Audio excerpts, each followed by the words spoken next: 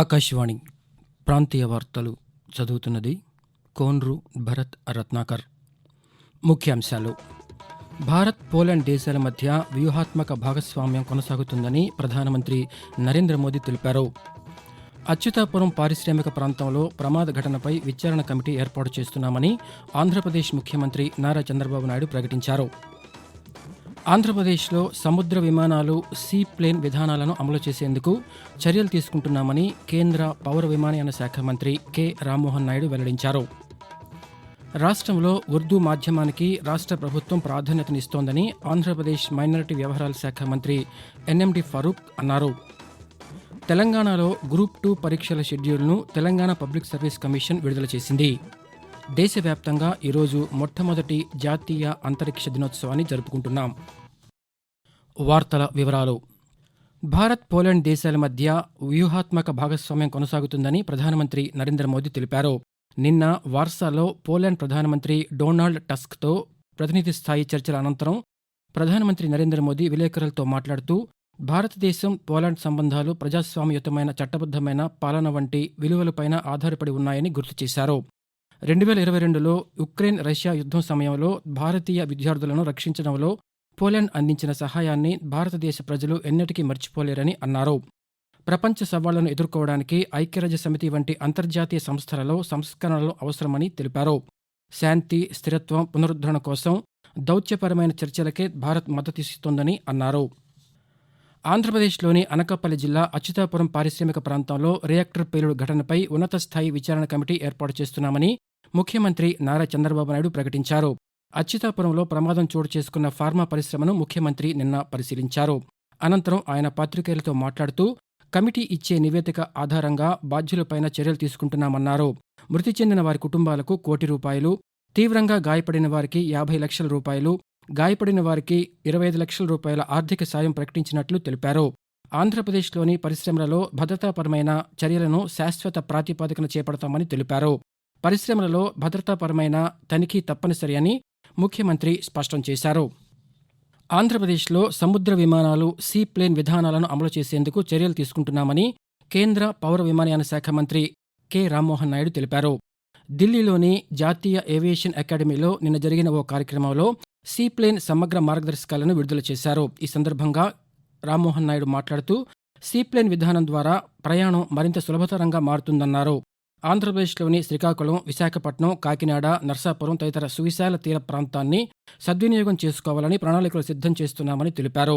శ్రీశైలం, ప్రకాశం బ్యారేజీ, రాజమహేంద్రవరం, నాగార్జునసాగర్ వంటి నదీ పరివాహక ప్రాంతాల్లో సీ ప్లేన్ విధానాన్ని అమలు చేయనున్నట్లు మంత్రి తెలిపారు. ఆంధ్రప్రదేశ్లో ఉర్దూ మాధ్యమానికి రాష్ట్ర ప్రభుత్వం ప్రాధాన్యతనిస్తోందని రాష్ట్ర మైనారిటీ వ్యవహారాల శాఖ మంత్రి ఎన్ఎండి ఫరూక్ అన్నారు.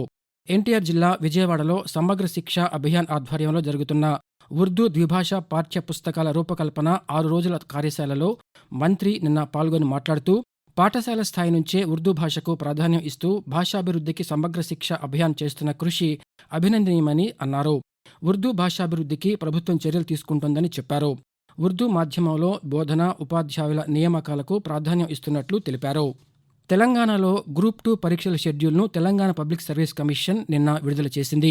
డిసెంబర్ 15, 16 తేదీల్లో పరీక్షలు నిర్వహించనున్నట్లు పేర్కొంది. ఉదయం, మధ్యాహ్నం 2 విడతల్లో పరీక్షలు నిర్వహించనున్నట్లు తెలిపింది. కాగా మొత్తం 783 గ్రూప్ 2 పోస్టుల భర్తీకి ఈ నెల 7, 8 తేదీల్లో పరీక్షలు నిర్వహించాల్సి ఉండగా అభ్యర్థుల విజ్ఞప్తి మేరకు వాయిదా వేశారు. దీంతో గ్రూప్ 2 పరీక్షల కొత్త షెడ్యూల్ను ప్రకటించారు. తెలంగాణలో గ్రూప్ 2 ఉద్యోగాలకు 5.51 లక్షల మంది అభ్యర్థులు దరఖాస్తు చేసుకున్నారు. ఆకాశవాణి ప్రాంతీయ వార్తలు వింటున్నారు. తెలంగాణలో రేషన్ కార్డుదారులందరికీ వచ్చే ఏడాది జనవరి నుంచి సన్నరకం బియ్యం పంపిణీ చేయనున్నట్టు రాష్ట్ర పౌర సరఫరాల శాఖ మంత్రి ఉత్తమ్ కుమార్ రెడ్డి తెలిపారు. హైదరాబాద్లోని సచివాలయంలో నిన్న జరిగిన రాష్ట్ర స్థాయి విజిలెన్స్ కమిటీ సమావేశానికి రెవెన్యూ శాఖ మంత్రి పొంగులేటి శ్రీనివాసరెడ్డితో కలిసి పౌర సరఫరాల శాఖకు సంబంధించిన కార్యకలాపాలపై ఉన్నత స్థాయి సమీక్ష నిర్వహించారు. ఈ సందర్భంగా ఆయన మాట్లాడుతూ నాణ్యమైన బియ్యం వినియోగదారులకు అందించడం ప్రాధాన్యత అని వివరించారు. అవసరమైన చోట రాయితీ ధరలకు గోధుమలు కూడా సరఫరా చేయాలని కూడా అధికారులను ఆదేశించారు. రేషన్ బియ్యం దారి మళ్లిస్తే కఠిన చర్యలు తీసుకుంటామని హెచ్చరించారు. దేశవ్యాప్తంగా ఈరోజు మొట్టమొదటి జాతీయ అంతరిక్ష దినోత్సవాన్ని జరుపుకుంటున్నాం. చంద్రమండలాన్ని తాకుతూ జీవితాలను స్పృశించడం భారత అంతరిక్ష గాథ అనే ఇతివృత్తంతో ఈ ఏడాది అంతరిక్ష దినోత్సవాన్ని నిర్వహిస్తున్నారు. 2023 ఆగస్టు 23న చంద్రయాన్-3 యాత్ర విజయవంతంగా ముగించి విక్రమ్ ల్యాండర్ చంద్రునిపై సురక్షితంగా దిగింది. దీంతో భారత్ చంద్రునిపై కాలు మోపిన 4వ దేశంగా, దక్షిణ ధ్రువం చేరిన తొలి దేశంగా ఘనత సాధించింది. అలా ల్యాండర్ దిగిన ప్రాంతానికి ఇస్రో శివ శక్తి పాయింట్గా నామకరణం చేశారు. ఈ సందర్భాన్ని పురస్కరించుకొని జాతీయ అంతరిక్ష దినోత్సవాన్ని నిర్వహిస్తున్నారు. దేశవ్యాప్తంగా ఈరోజు పలు అంతరిక్ష అవగాహన కార్యక్రమాలను నిర్వహిస్తున్నారు. ప్రధానమంత్రి నరేంద్ర మోదీ తన మనసులోని భావాలను ఆకాశవాణి ద్వారా దేశ ప్రజలతో పంచుకునే మన్ కీ బాత్ మనసులోని మాట కార్యక్రమం 113వ సంచిక ఈ నెల 25వ తేదీ ఆదివారం ప్రసారమవుతుంది. మన్ కీ బాత్ కార్యక్రమానికి ప్రజలు తమ సూచనలు, సలహాలు అందించాలని ప్రధానమంత్రి కోరారు. ప్రజలు తమ స్వర సందేశాలను 18001178000 నంబర్కు ఈరోజు సాయంకాలం వరకు పంపవచ్చు. అచ్యుతాపురం సెజ్లోని ఫార్మా కంపెనీలో జరిగిన ప్రమాద ఘటనలో గాయపడి అనకాపల్లి ఆసుపత్రిలో చికిత్స పొందుతున్న క్షతగాత్రులను పరామర్శించేందుకు వైఎస్సార్ కాంగ్రెస్ పార్టీ అధ్యక్షులు వైఎస్ జగన్మోహన్ రెడ్డి ఈరోజు అనకాపల్లి వెళ్లనున్నారు. ఈ ఉదయం తాడేపల్లి నుంచి బయలుదేరి విశాఖకు వెళ్తారని, అక్కడి నుంచి అనకాపల్లి చేరుకొని బాధితులను పరామర్శించనున్నారని వైఎస్సార్ కాంగ్రెస్ పార్టీ నిన్న ఒక ప్రకటనలో తెలిపింది. తెలంగాణ ముఖ్యమంత్రి రేవంత్ రెడ్డి ఈరోజు ఢిల్లీలో పర్యటిస్తారు. ముఖ్యమంత్రితో పాటు ఉప ముఖ్యమంత్రి భట్టి విక్రమార్క, మంత్రులు శ్రీధర్బాబు, ఉత్తమ్ కుమార్ రెడ్డి, కాంగ్రెస్ పార్టీ తెలంగాణ ఇన్ఛార్జ్ దీపాదాస్ మున్షీ కూడా పర్యటిస్తారని కాంగ్రెస్ పార్టీ వర్గాలు తెలిపాయి.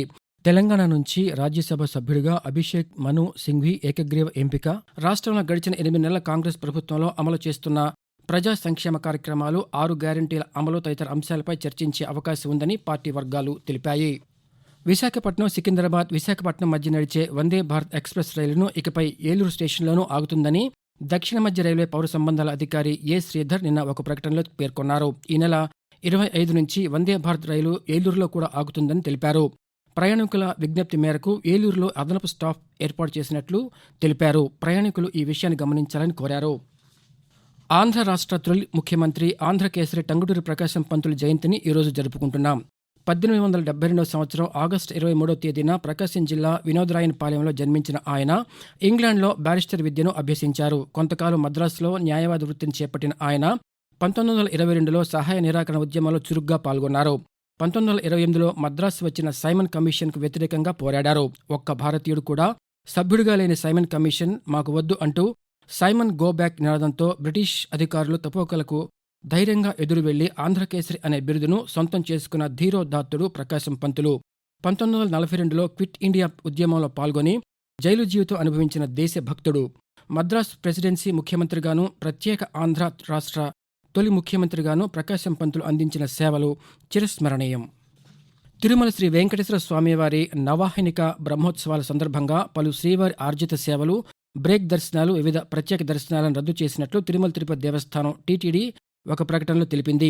అక్టోబర్ 3వ తేదీన అంకురార్పణ నుండి 12వ తేదీ చక్రస్నానం వరకు ప్రతిరోజు వయోవృద్ధులు, దివ్యాంగులు, చిన్నపిల్లల తల్లిదండ్రులకు ప్రత్యేక దర్శనాలను రద్దు చేసినట్లు టీటీడీ తెలిపింది. భక్తులు ఈ విషయాన్ని గమనించి సహకరించాలని విజ్ఞప్తి చేసింది. ప్రాంతీయ వార్తలు ముగించే ముందు ముఖ్యాంశాలు మరోసారి. భారత్, పోలాండ్ దేశాల మధ్య వ్యూహాత్మక భాగస్వామ్యం కొనసాగుతుందని ప్రధానమంత్రి నరేంద్ర మోదీ తెలిపారు. అచ్యుతాపురం పారిశ్రామిక ప్రాంతంలో ప్రమాద ఘటనపై విచారణ కమిటీ ఏర్పాటు చేస్తున్నామని ఆంధ్రప్రదేశ్ ముఖ్యమంత్రి నారా చంద్రబాబు నాయుడు ప్రకటించారు. ఆంధ్రప్రదేశ్లో సముద్ర విమానాలు, సీప్లేన్ విధానాలను అమలు చేసేందుకు చర్యలు తీసుకుంటున్నామని కేంద్ర పౌర విమానయాన శాఖ మంత్రి కె రామ్మోహన్ నాయుడు వెల్లడించారు. రాష్ట్రంలో ఉర్దూ మాధ్యమానికి రాష్ట్ర ప్రభుత్వం ప్రాధాన్యతనిస్తోందని ఆంధ్రప్రదేశ్ మైనారిటీ వ్యవహారాల శాఖ మంత్రి ఎన్ఎండి ఫరూక్ అన్నారు. తెలంగాణలో గ్రూప్ 2 పరీక్షల షెడ్యూల్ను తెలంగాణ పబ్లిక్ సర్వీస్ కమిషన్ విడుదల చేసింది. దేశవ్యాప్తంగా ఈరోజు మొట్టమొదటి జాతీయ అంతరిక్ష దినోత్సవాన్ని జరుపుకుంటున్నాం. ఆకాశవాణి ప్రాంతీయ వార్తలు ఇంతటితో సమాప్తం.